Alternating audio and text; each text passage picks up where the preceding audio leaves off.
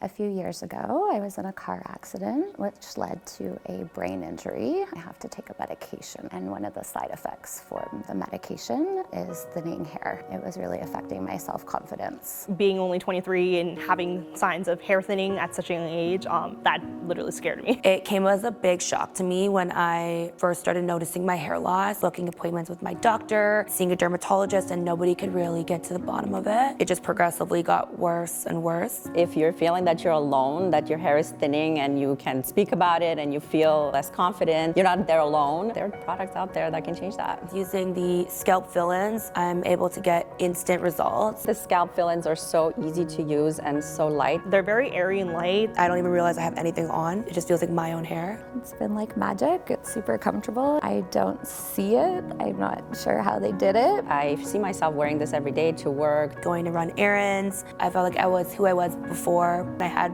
really full hair. I feel like a new person. It just looks so natural. I just feel like me.